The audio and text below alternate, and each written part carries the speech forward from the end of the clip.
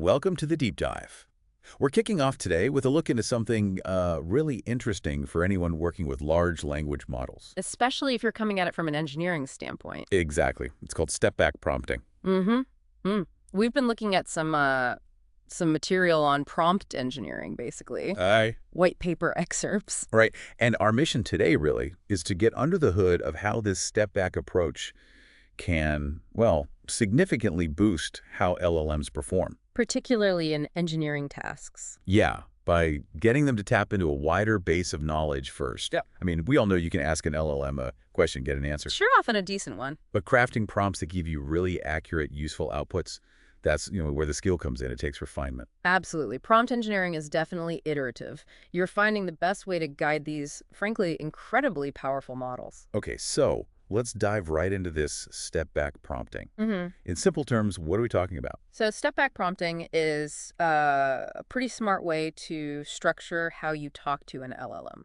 Instead of jumping straight to your very specific task question, you first ask a broader, more general question. Still related, though. Related to the main goal. Right. Then, the LLM's answer to that general query, you take that, and it becomes extra context you add into your next prompt. Ah, the one with the original specific question. Exactly. So it's kind of like priming the pump, getting the LLM thinking in the right ballpark before you ask for the detailed thing. That's a really good way to put it. Yeah. The core idea is that this initial step back, it lets the LLM access and engage with a much wider chunk of its internal knowledge. Its reasoning abilities, too. And its general reasoning, yes. Yeah. It sort of sets a broader foundation before it has to zoom in on the specific problem you need solved. Like surveying the landscape before focusing on one tiny spot.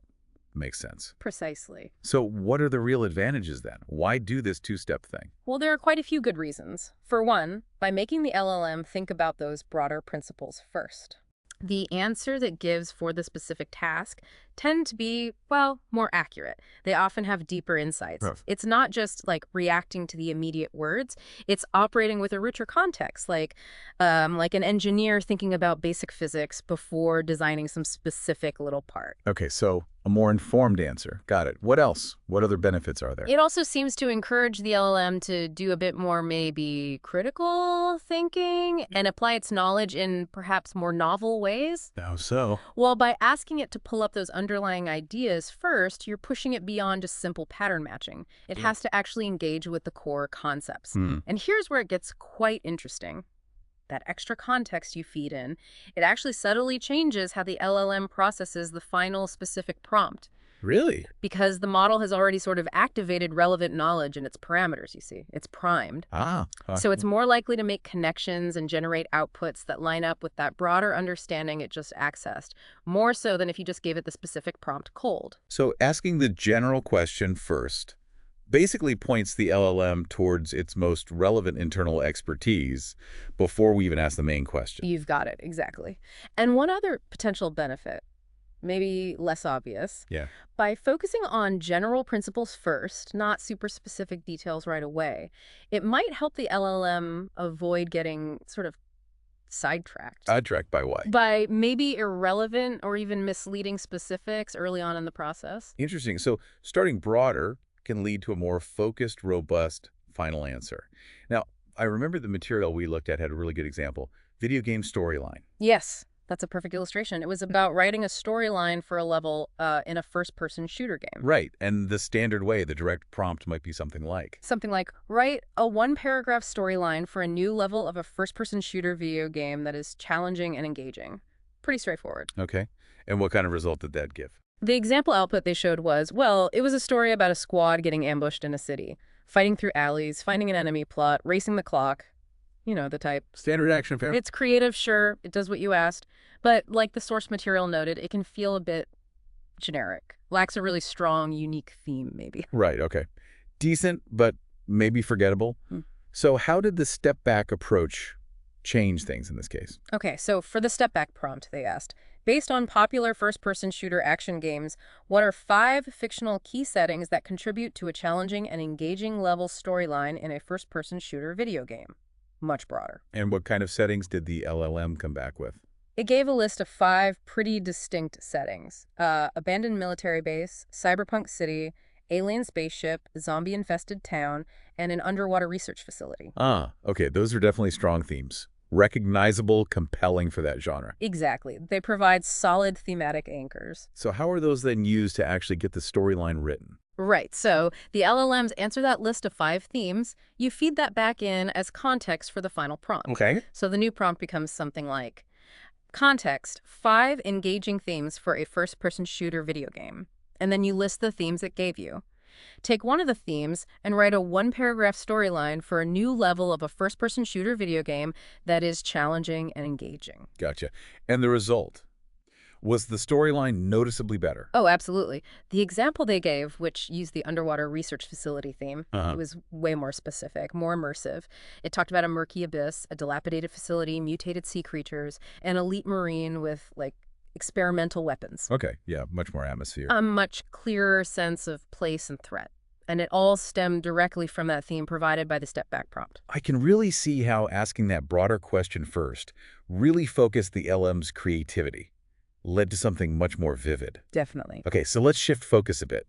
For engineers listening, how could this step-back technique be useful in, their actual work? Well, the potential across different engineering fields looks quite promising, actually. In what kinds of situations? Really, any situation where having a good handle on the fundamentals or common patterns before you tackle the specifics is beneficial. Those are prime candidates.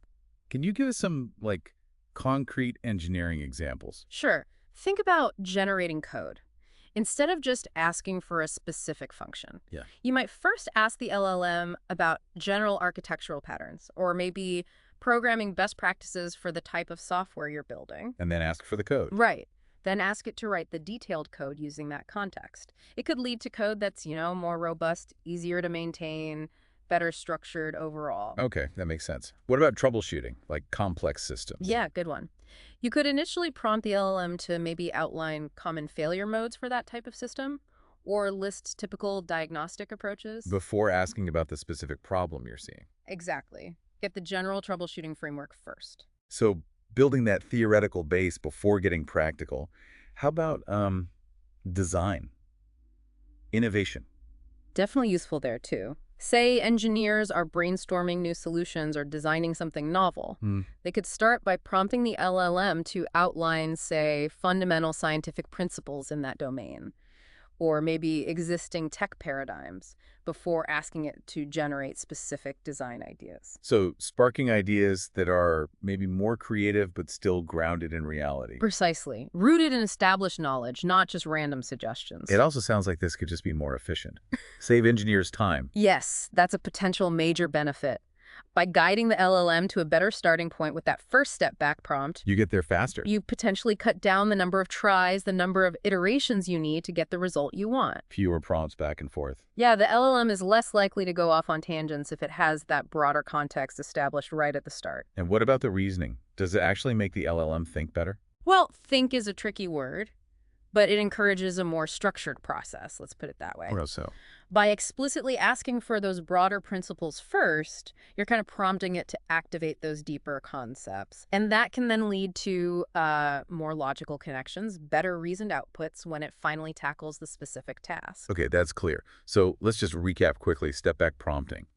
First, ask a general related question for context. Right. Then use that context in a second prompt for your specific task. Yep. And the payoff can be more accurate, insightful answers, maybe less bias, plus better efficiency and sort of improved reasoning structure in engineering work. That's a spot-on summary, yeah. Providing that initial broader view really helps leverage the LLM's knowledge more effectively. So for our listeners, engineers, people working with LLMs, what's the main thing they should take away from this? I think the crucial point is just recognizing the power of context, specifically providing general context before you make specific requests.